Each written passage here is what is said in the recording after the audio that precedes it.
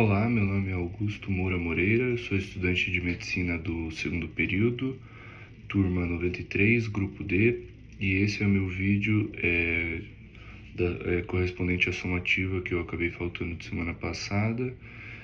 Então eu tenho que fazer esse vídeo de 45 minutos explicando o conteúdo passado na última tutorial, que foi secreção no trato gastrointestinal, secreção no TGI. Então vamos começar.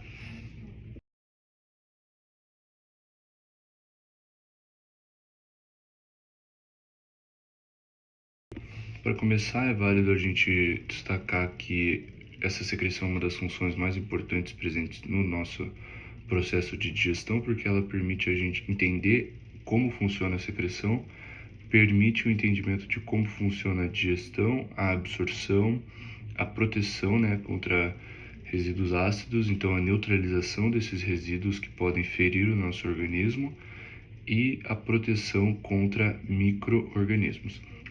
Nesse vídeo eu vou estar seguindo uma ordem lógica da boca ao intestino e passando por todos os órgãos acoplados, eu vou destacando as principais glândulas, as principais importâncias de cada uma, o que secreta, como secreta, quando secreta e por que vai secretar. Então vamos lá. Então, para começar, a gente vai começar falando sobre a boca, que é onde começa a digestão. Na boca a gente vai ter três glândulas, quer dizer, uma glândula geral que vai ser separada em três super importantes, que vão ser as glândulas salivares. Entre elas a gente vai ter a glândula salivar a parótida, a submandibular e a sublingual. A parótida ela vai ter uma predominância em uma secreção serosa, então ela vai secretar uma saliva muito rica em amilase. A submandibular ela é uma glândula mista, então ela vai secretar, nesse caso em específico, ela vai secretar tanto os compostos mucosos quanto serosos. E por último a gente tem a sublingual, que também é uma glândula mista, mas predominantemente ela vai fazer a secreção de produtos mucosos. Falando um pouco da saliva, a gente vai ter no nosso organismo uma saliva muito rica em água, em amilase salivar, a antiga ptialina, em mucina, que vai ajudar na lubrificação, em lisozima, que vai ajudar na ação de proteção antimicrobiana, e o bicarbonato, que vai ajudar a neutralizar ácidos. Nessa parte da saliva é válido a gente destacar também e observar que a saliva ela tem uma secreção primária que é quase isotônica, ou seja, ela vai ter uma concentração muito parecida, uma concentração de eletrólitos muito parecida com o plasma. Só que, após ela passar pelos ductos salivares, ela vai sofrer modificações, onde esses ductos vão ser responsáveis por reabsorver sódio e cloreto e vão secretar potássio e bicarbonato, tornando a nossa saliva uma saliva hipotônica. Tornar a saliva hipotônica é muito importante, porque essa característica vai permitir uma proteção maior nos nossos dentes, que são responsáveis pela digestão mecânica dos alimentos. Vai facilitar a desgustação e vai promover qualidade na degustação. E, por último, e mais importante, vai preparar o alimento para a próxima fase, que é a digestão gástrica. E quanto à regulação desses processos, é uma regulação totalmente neural, sendo dividida no sistema parasimpático e no sistema simpático. No sistema parasimpático, por meio da ação da acetilcolina, a gente vai ter a estimulação de uma secreção abundante, fluida e diluída. Já pelo sistema simpático, a gente vai ter que, apesar dele alterar a composição da saliva, ele não vai inibir completamente a sua secreção, ao contrário do que parece ser o correto, Então ele vai permitir um aumento na secreção de proteínas e vai tornar essa nossa saliva mais viscosa. Então, em resumo de tudo, a saliva vai iniciar a digestão dos carboidratos a partir da amilase, da ptialina. e vai ser responsável por proteger a nossa mucosa oral. E além disso, a gente começa com um ótimo exemplo da importância do sistema parasimpático em toda a regulação desses processos que ocorrem no nosso trato gastrointestinal. Bom, então, seguindo o caminho do alimento, o próximo órgão que a gente tem é o estômago, que é um órgão super importante para a gente estudar, principalmente a secreção nele. Por quê? Porque a gente vai ter a secreção do suco gástrico nele, que é um suco importantíssimo, digestivo, e a gente vai ter diversos tipos celulares presentes nele que vão ser muito diferentes nos seus aspectos de função, localização, né? Portanto, vamos começar. Primeiramente, vamos falar sobre os tipos celulares. A gente vai ter os tipos celulares, são 6 principais tipos celulares, que vão ser células parietais principais, as células mucosas do colo, células mucosas da superfície, os SNEDs, né? E as SNEDs e as células tronco. Então, bom, começando pelas células parietais. As células parietais vão estar presentes no corpo e no fundo gástrico e vão ser muito importantes porque vão produzir e secretar HCl, que é o ácido clorídrico, e fator intrínseco, que é uma glicoproteína muito importante porque ela vai permitir, através da formação de um complexo com a vitamina B12, a absorção dessa vitamina super necessária no nosso organismo, né? Daí nós vamos ter as células principais, que vão ser responsáveis pela produção e secreção de pepsinogênio. Essas células principais a gente pode chamar elas até de células zimogênicas. Por quê? Porque elas produzem enzimas inativas. Então, através do pepsinogênio, através da forma ativa do pepsinogênio, a gente vai conseguir uma digestão ativa de proteínas. Portanto, a gente pode notar aqui até uma relação de interdependência, principalmente da célula principal com a célula parietal. Por quê? Porque o pepsinogênio, que é a forma inativa da pepsina, para se converter na forma ativa, precisa de um ambiente ácido, que vai ser proporcionado pelas células parietais ao secretarem o ácido clorídrico. Bom, seguindo, a gente vai ter células mucosas da superfície que vão estar revestindo todo o estômago, e essas células vão ser importantes porque elas vão secretar muco e bicarbonato. Então o muco vai agir como uma barreira física contra possíveis secreções que poderiam machucar, né, agredir o nosso epitélio, e o bicarbonato age como uma forma química de neutralizar essas secreções, principalmente as secreções ácidas. A falta dessa célula aqui pode causar no nosso paciente um quadro muito forte de úlceras gástricas, gastrites, entre outros fatores, né? Passando então para as células mucosas do colo, elas vão ter praticamente a mesma função, porém essas células vão participar da renovação do epitélio. Então, além disso, vai funcionar da mesma maneira. Então, vai secretar muco e elas vão estar presentes no colo das glândulas estomacais, né? Então, elas vão ser muito importantes porque elas vão realizar a mesma função da sua vizinha, da sua irmã, que está na superfície. Então, a falta dela vai gerar as mesmas coisas, entre aspas, né? Gastrite e úlceras gástricas, quadros dessas duas comorbidades, e a falta dela também pode afetar a renovação do nosso epitélio, né? Por quê? Porque ela tem essa função de renovação. E por último, a gente vai ter as SNEDs. O que são as SNEDs? As SNEDs são divididas em 3 tipos celulares principais, né? Que é a célula G, a célula D e a célula ECL. A célula G vai secretar gastrina E essa gastrina vai ser muito importante porque ela vai estimular o processo de liberação do ácido produzido pelas células parietais, vai estimular as células principais, vai estimular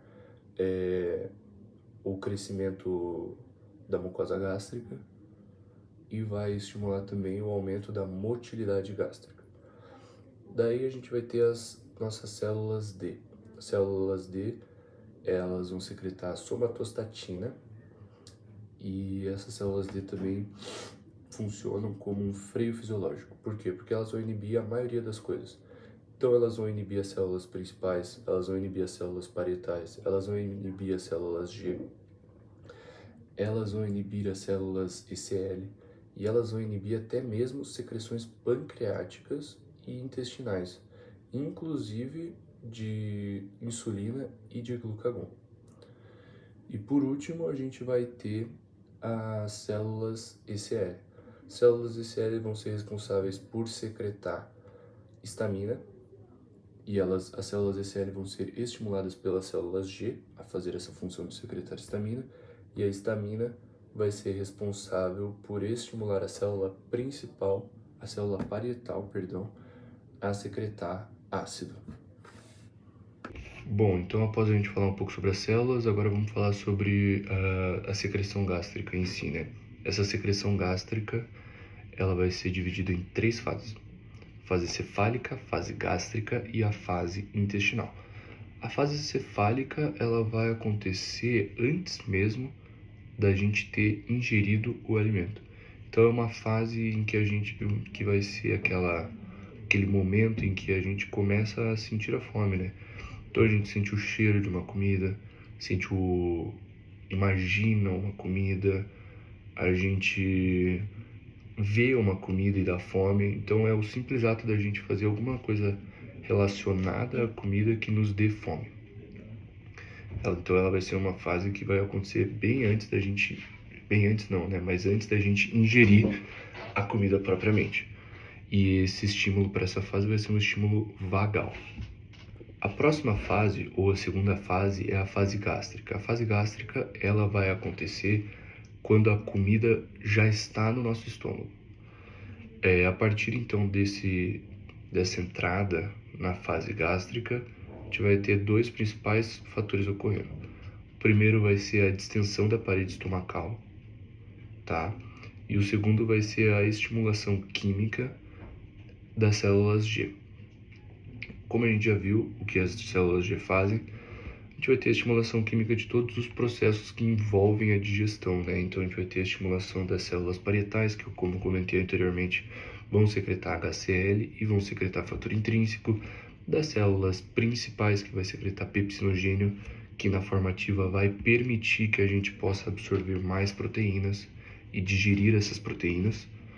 Vamos ter também o aumento da motilidade gástrica e o aumento do crescimento da mucosa gástrica. Isso vai permitir uma proteção maior durante essa fase.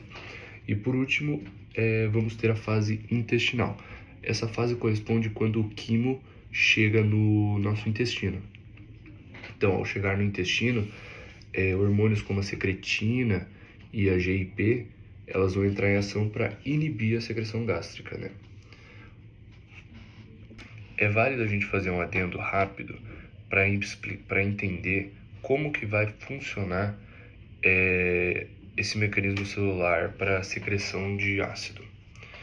Então, o CO2 vai entrar na célula parietal, que é quem produz o ácido clorídrico. Vai entrar na célula parietal e lá dentro ele vai procurar a água. Ao encontrar a água, eles vão se juntar e vão formar ácido carbônico, H2CO3. O ácido carbônico é um ácido fraco. Por ser um ácido fraco, ele se dissocia rapidamente. Então, ao se dissociar, ele vai formar H+ e bicarbonato. O H+ vai ser bombeado pelo lúmen gástrico para a bomba H+K+ ATPase, que vai trocar hidrogênio por potássio. Enquanto isso, o bicarbonato vai ser liberado para o sangue através da membrana basolateral, e lá no sangue ele vai causar uma elevação do nosso pH. Esse processo, esse resultado é chamado de onda alcalina. Então, voltando para o H+, quando o cloreto entra na célula parietal, ele vai sair para o lúmen junto com o H+, que vai formar o HCl. Para finalizar essa parte do estômago, a gente vai ter então os 3 mediadores principais que vão estimular essa secreção, que vão ser a acetilcolina, através do nervo vago. A gente vai ter a histamina, através de receptores H2, e nós vamos ter a gastrina, através do receptor CCK-B. Então, esses três mediadores vão convergir com o único objetivo de, principalmente, aumentar a atividade da bomba H+, K+, ATPase. Seguindo o trajeto natural do alimento, agora a gente vai tratar de 2 órgãos que eles têm uma função muito importante em todo esse processo de secreção e digestão do nosso organismo, porém, eles são órgãos acoplados. Ou seja, o que quer dizer isso? Eles são órgãos que vão ser muito importantes, como eu já disse anteriormente, só que o alimento não vai passar por dentro deles igual a gente está vendo por enquanto, né? Por exemplo, o estômago, o alimento passa por dentro do estômago. Então, esses 2 órgãos não vai acontecer isso. Quais são esses 2 órgãos? O fígado e o pâncreas. O fígado, que vai ser responsável pela produção da bile, que vai ser guardada, acumulada na vesícula biliar, e o pâncreas, que vai ser responsável pela produção do suco pancreático. Falando então primeiramente do pâncreas, o pâncreas é uma glândula mista, então ele vai ter função tanto endócrina quanto exócrina. Para a gente, nesse atual cenário, o que vai importar principalmente vai ser, primeiramente, a parte exócrina. Então, o pâncreas vai ser responsável por secretar enzimas digestivas através das células acinárias. Quais enzimas digestivas? Amilase, tripsinogênio, lipase e quimotripsinogênio. Além disso, ele também vai ser responsável pela secreção de bicarbonato pelas células ductais. Qual é a principal função desse bicarbonato? Essa principal função vai estar relacionada a receber o bolo alimentar, né, o quimo que vai chegar através do estômago, que vem muito ácido. Então, esse bicarbonato vai ter a função de neutralizar e proteger até mesmo, né, de proteger o epitélio do local. Então, além disso, o pâncreas, a secretina vai ser responsável por estimular essa liberação do bicarbonato pelo pâncreas, e a colicistocinina, ou CKK, vai ser responsável pela liberação das enzimas digestivas. Essas enzimas digestivas, que eu tratei anteriormente, elas vão ser liberadas na sua forma inativa, então elas vão ser zimogênios. Por quê? Elas vão ser liberadas assim como um processo do nosso organismo de proteger nossos próprios órgãos da autodigestão. Então, no duodeno, através da enteropeptidase, a gente vai ter a conversão do tripsinogênio em tripsina, e essa conversão do tripsinogênio em tripsina vai ser responsável por ativar as outras enzimas. Falando então agora do fígado, o fígado ele vai produzir de maneira constante a bile. A bile vai ser uma solução que vai ter os sais biliares, colesterol, fosfolipídios e pigmentos.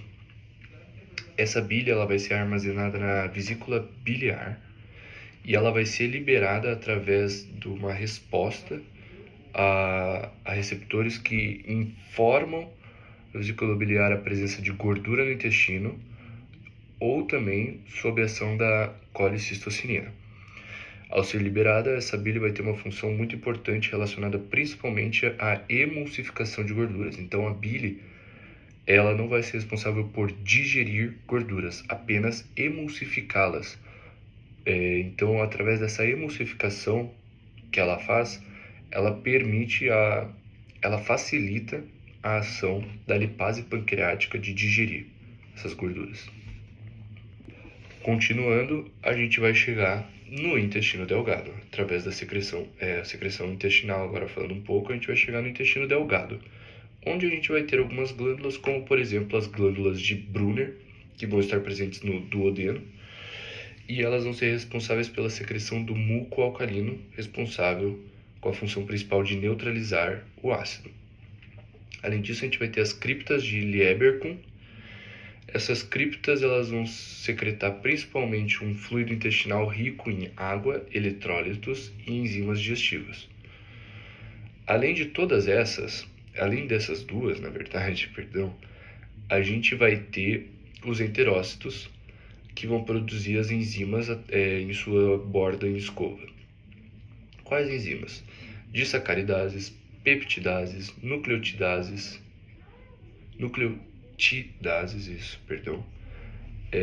que vão ser enzimas, entre outras, obviamente, que vão ser enzimas responsáveis pela digestão final do bolo alimentar. Então, tudo aquilo finalzinho que dá para tirar, a gente vai tentar tirar através dessas enzimas.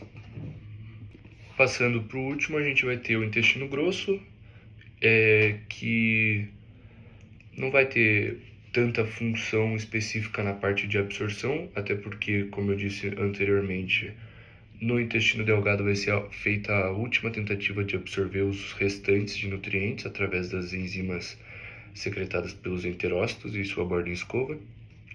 Então, no intestino grosso, a gente vai ter uma secreção muito elevada de muco, e esse muco vai ser responsável principalmente por facilitar a eliminação fecal e por proteger a mucosa contra bactérias e os últimos micro-organismos que acabaram, porventura, sobrando ali no bolo fecal, né? Um exemplo claro disso num caso é a cólera, onde a toxina da cólera vai ativar permanentemente a adenilato ciclase, o que vai aumentar os AMPC, o AMPC intracelular, e vai abrir os canais CFTR de cloro. Através dessa abertura, a gente vai ter uma secreção massiva de íons e água, o que vai resultar como sintoma da doença, uma diarreia grave e desidratação. Chegando então no final da nossa conversa sobre a secreção do TGI, a gente vai falar um pouquinho mais sobre a regulação das secreções. Então, a regulação da secreção vai ser feita por dois mecanismos principais. Pelo sistema nervoso, que vai ser separado no sistema nervoso parasimpático, e o sistema nervoso entérico. Apesar de não estar presente aqui, apesar de eu não ter dito muito sobre ele, o sistema nervoso simpático também tem a sua função. Porém, esses dois são os principais. O sistema nervoso entérico e o sistema nervoso parasimpático são os principais responsáveis da parte nervosa da regulação da secreção do TGI. Além disso, a gente vai ter o controle hormonal, com destaque para alguns hormônios. A gastrina, que vai ser responsável por estimular a secreção ácida, né? E além de outras coisas, como as células principais, aumento da motilidade gástrica, o crescimento da mucosa epitelial. Além disso, outra que vai ser muito importante vai ser a colicistocinina, a CCK, que vai estimular a secreção pancreática e a contração da vesícula. Então, ela vai estimular a secreção dos imogênios, né, que vão ser responsáveis pela última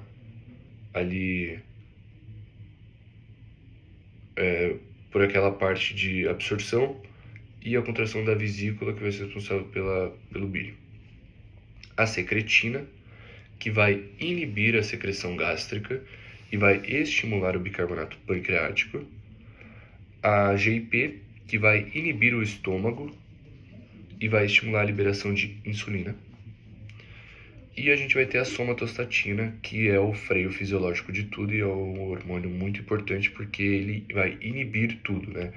Então ele vai inibir as células parietais do estômago, as células principais do estômago, as células G, a secreção pancreática e intestinal, inclusive da insulina e do glucagon, e as células ECL, né? Então tudo isso vai ser ajustado dinamicamente de acordo com a composição química do alimento que a gente vai estar ingerindo, o grau de distensão das paredes do nosso estômago e o estágio da digestão que a gente vai estar. Bom, chegando ao final do nosso vídeo aqui, eu achei muito importante a gente trazer aqui, como última parte as respostas explicadas, né, da nossa última, da formativa que a gente teve na última aula, que eu não pude fazer em sala, mas fiz aqui e vou estar explicando e respondendo as perguntas presentes lá. Então vamos começar com as perguntas de verdadeiro ou falso, tá bom? Então a primeira pergunta: as glândulas submandibular e sublingual vão ser exclusivamente serosas, secretando apenas amilase salivar. Essa resposta é falsa. Como a gente viu lá em cima, a glândula submandibular e a sublingual são glândulas mistas, sendo a submandibular mista e a sublingual predominantemente mucosa. Então elas não são exclusivamente serosas, como está afirmado ali, e a secreção de amilase salivar vai vir principalmente das parótidas. Respondido? Passando então para a segunda, a secreção primária da saliva é quase isotônica, mas ela se torna hipotônica ao passar pelos ductos salivares. Essa afirmação é verdadeira. A secreção primária da saliva é isotônica e quando ela passa pelos ductos salivares, ela vai se tornar hipotônica com o principal objetivo de proteger nossos dentes, de permitir uma melhor qualidade de degustação e principalmente para preparar o nosso bolo, a nossa comida, o nosso bolo alimentar para o que vai acontecer no estômago. E essa troca de isotônico para hipotônico vai acontecer através dos ductos salivares, onde a gente vai ter a reabsorção de sódio e cloro e a secreção de potássio e bicarbonato, que vai deixar ela com esse aspecto hipotônico. Daí nós vamos ter a pergunta 3, que diz assim: o sistema nervoso parasimpático, através da acetilcolina, vai estimular intensamente a secreção salivar fluida e abundante. Essa resposta, como a gente viu anteriormente, é verdadeira. O estímulo parasimpático é o que predomina na secreção da saliva, e a acetilcolina é que vai ativar os receptores muscarínicos nas glândulas, o que vai gerar essa secreção abundante e rica em enzimas. Na 4, o sistema simpático inibe completamente a secreção de saliva, cessando o fluxo. Essa resposta está falsa. Como a gente viu anteriormente, o sistema simpático, apesar de parecer que sim, ele não vai inibir completamente a secreção de saliva. Pelo contrário, ele vai apenas modificar a composição da saliva. Então ele vai incrementar colocando mais proteínas, deixando ela com uma maior viscosidade, mas ele não vai inibir completamente o fluxo salivar. Seguindo, então, a gente vai ter como próxima pergunta. Eu só peguei o celular aqui porque eu tive que trocar, que está sem bateria, e eu estou pegando as perguntas aqui. As células acinares das glândulas salivares vão secretar íons e enzimas como a pitialina. Verdadeiro. A pitialina vai ser uma amilase que vai ser produzida pelas células acinares serosas, e ela que vai iniciar a digestão do amido. Pergunta 6. As células parietais gástricas são responsáveis tanto pela secreção de HCl quanto de fator intrínseco. Sim, como a gente viu anteriormente, as células parietais, que vão estar presentes no corpo e no fundo do estômago, tem a principal função de produção e secreção de HCl e de fator intrínseco? Essa pergunta está corretamente. E o fator intrínseco, lembrando, super importante na parte de absorção e da digestão da vitamina B12 ao criar o complexo absortivo que permite o nosso organismo absorver essa vitamina. Pergunta 7. O fator intrínseco é secretado no intestino delgado e atua na absorção de ferro. Falso. Totalmente falso. Como a gente viu agora mesmo eu falei, o fator intrínseco ele vai ser secretado no estômago pelas células parietais e a função principal dele é atuar na absorção através do complexo absortivo que ele cria quando ele se liga na vitamina B12, da absorção dessa vitamina e não do ferro, como está dizendo a pergunta aqui. Pergunta 8. A bomba H+K+ATPase está localizada na membrana luminal das células parietais, promovendo secreção ativa de H+ para o lúmen gástrico. Essa resposta está verdadeira, até porque esse é o principal mecanismo de acidificação do estômago. Então essa bomba vai ser alvo de fármacos, principalmente para inibir a bomba de prótons, né? Como o omeprazol, por exemplo. Pergunta 9. A secreção de HCl, ácido clorídrico, pelas células parietais depende da conversão de gás CO2 e água em H+ e bicarbonato, catalisada pela anidrase carbônica. Verdadeiro, acredito que eu tenha esquecido de citar quando eu trouxe esse tema ali em cima. Entretanto, essa afirmação está completamente verdadeira, né? A conversão do CO2 e água em H+ e bicarbonato é super importante, lembrando que a junção do CO2 com a água vai trazer o ácido carbônico, H2CO3, que vai ser um ácido muito fácil de dissociar-se, porque ele é um ácido fraco, e quando ele se dissociar ele vai formar H+ e HCO3. E isso vai ser catalisado tudo pela anidrase carbônica. Pergunta 10. A troca de íons cloro por bicarbonato ocorre na membrana apical da célula parietal. Falso. Essa troca vai ocorrer na membrana basolateral. Lembra?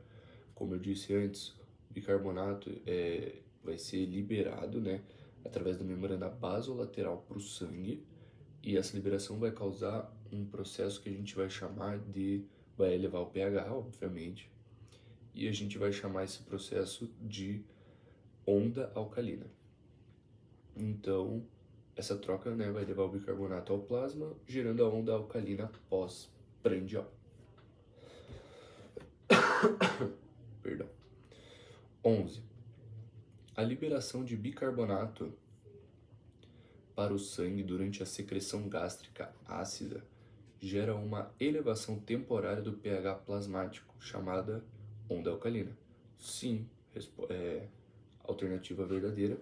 Foi o que eu disse anteriormente, né? Esse fenômeno vai ocorrer logo após as nossas refeições e vai ser um reflexo da atividade das células parietais, através da membrana basolateral, etc., que eu expliquei anteriormente. Pergunta 12. Eu pulei alguma? Não. Perdão. Pergunta 12.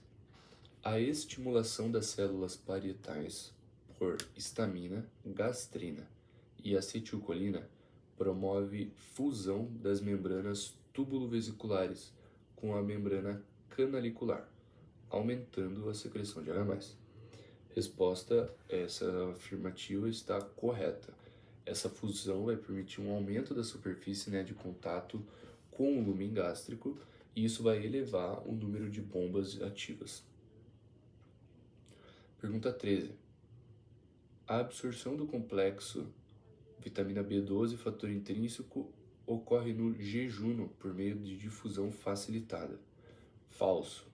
Muito importante a gente ver isso daqui. Essa absorção ela vai ocorrer no íleo e vai ser feita por meio de endocitose mediada pelos receptores e não pela difusão facilitada que é dita aqui na pergunta. Então, novamente, só para retomar, a absorção do complexo vitamina B12, fator intrínseco, vai ser feita no íleo através de endocitose mediada pelos receptores e não por difusão facilitada. Pergunta 14. A ausência do fator intrínseco impede a formação do complexo B12 fator intrínseco, o que compromete gravemente a absorção da vitamina B12. Verdadeiro, sem o fator intrínseco, a B12 ela não vai ser reconhecida pelo nosso organismo, o que não vai possibilitar a sua absorção. E essa falta, isso vai levar a uma deficiência de vitamina B12.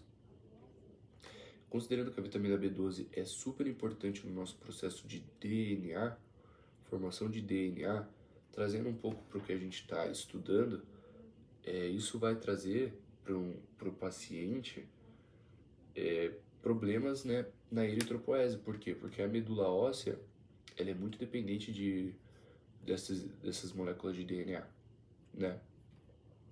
Então a gente vai ter um problema na medula óssea que vai deixar o processo de eritropoese ineficiente e isso vai trazer para a gente uma anemia. E essa anemia vai ser classificada como anemia perniciosa. Perfeito? E após uma anemia... Não, correto. A deficiência de vitamina B12 pode se manifestar clinicamente com anemia macrocítica e alterações neurológicas, como parestesias e déficit de memória. Verdadeiro. A B12, ela, como eu disse antes, ela é essencial para a maturação nuclear dos eritrócitos e para a mielinização dos neurônios. Então, a deficiência vai provocar uma anemia megaloblástica, que é o que eu estava dizendo, a anemia perniciosa posteriormente vira uma anemia megaloblástica, e síndrome neurológica subaguda. Perfeito? Pergunta 16. A secretina e o GIP são estímulos diretos da secreção de ácido gástrico pelas células parietais. Isso está falso. Por quê? Porque ambos vão ter ação inibitória sobre essa secreção e ela não estimulatória. A secretina que vai ser liberada no duodeno, pelo duodeno, vai ser em resposta ao ácido do bolo que está chegando, né, para o intestino, e isso vai reduzir a produção de HCl. E o GIP, que também atua como inibidor gástrico, vai ser um estimulador da insulina. Pergunta 17. A acloridria pode ser resultado de gastrite atrófica autoimune, condição que leva à desnutrição das células parietais e perda da secreção de ácido clorídrico e fator intrínseco. Verdadeiro, eu dei uma pesquisada e essa fisiopatologia é exatamente o que eu estava citando anteriormente, que é a anemia perniciosa. Então, com a destruição das células parietais, a gente vai perder tanto o ácido quanto o fator intrínseco. Perdão, acabei confundindo. Na cólera, a gente vai ter uma ativação contínua de adenilato ciclase. Pergunta 18. Na cólera, ocorre ativação contínua de adenilato ciclase, com aumento de AMPC, levando à abertura persistente dos canais CFTR de cloro e secreção maciça de água. Foi exatamente o que eu expliquei anteriormente, essa afirmativa está verdadeira. Essa doença vai causar uma diarreia intensa, com bastante perda de eletrólitos e risco de uma desidratação grave. Pergunta 19.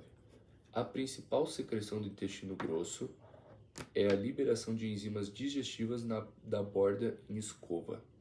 Falso, aqui a gente está confundindo. O intestino grosso, ele não secreta enzimas digestivas. Sua principal secreção vai ser o muco, que vai proteger a mucosa e vai facilitar o trânsito fecal. Quem é responsável por isso são os enterócitos, que vão estar presentes no intestino delgado. Pergunta 20. A ausência de ácido clorídrico no estômago impede a ativação do pepsinogênio em pepsina, comprometendo a digestão proteica. Novamente, como eu abordei anteriormente, verdadeiro. Como eu até disse anteriormente, é até uma relação meio de interdependência entre essas duas células responsáveis pela produção do pepsinogênio, a célula principal, e a célula parietal que produz o HCl. Então, sem o HCl, o pepsinogênio vai permanecer inativo, ele vai ser liberado, mas ele não vai ser convertido, né? O que vai prejudicar a nossa digestão inicial de proteínas. Partindo para a próxima pergunta da avaliação formativa, a gente tem: explique o mecanismo de secreção de HCl. Eu já expliquei anteriormente, mas sem problemas vou explicar novamente aqui para deixar bem fixado. Então o CO2 ele vai se difundir, vai chegar difundido no sangue e vai entrar nas células parietais. Ao entrar nas células parietais, ele vai procurar a água. Ao encontrar a água, ele vai ser transformado através da anidrase carbônica em ácido carbônico, H2CO3. O ácido carbônico, ele é um ácido fraco, então ele vai se dissociar rapidamente. Ao dissociar-se, ele vai formar H+ e bicarbonato. O H+ vai ser bombeado para o lúmen gástrico, onde ele vai ser bombeado para o lúmen gástrico através da bomba H+K+ ATPase. Enquanto isso, o bicarbonato vai para o sangue através da membrana basolateral e vai aumentar o pH e vai gerar aquela onda alcalina, né? Enquanto isso, durante todo esse processo ocorrendo, o cloro vai entrar na célula por canais, através de canais de cloro, e ele vai seguir para o lúmen, onde ele vai encontrar o H, né? Onde ele vai encontrar o H+, vai se juntar e vai formar o ácido clorídrico, que vai ser secretado no estômago pelas células parietais. E por último, então, a gente vai ter o caso clínico apresentado também nessa folhinha da avaliação formativa. O resumo do caso: um paciente chegou no nosso consultório com histórico de gastrectomia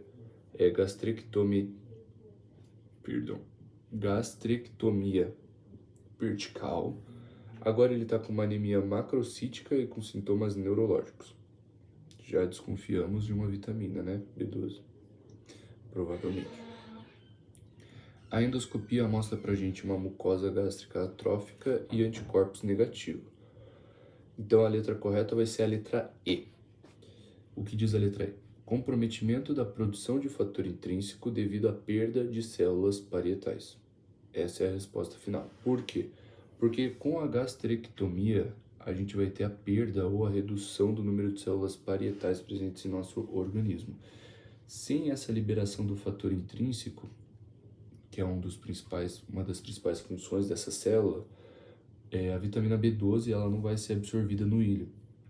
Então a falta dessa absorção de vitamina B12 vai influenciar diretamente na eritropoese. Então isso vai levar a uma anemia megaloblástica e aos sintomas neurológicos que o paciente está passando. Bom, então com isso a gente termina aqui, eu termino aqui, na verdade, o meu vídeo a respeito da secreção no TGI, da avaliação somativa. Espero que tenha ficado bem claro de entender, espero que eu tenha passado por todos os pontos que eu julguei mais importante, que eles sejam os mais importantes de fato. Espero que as perguntas estejam bem explicadinhas ali, bem fáceis de entender. E acho que é isso. Muito obrigado pela atenção, muito obrigado pela paciência.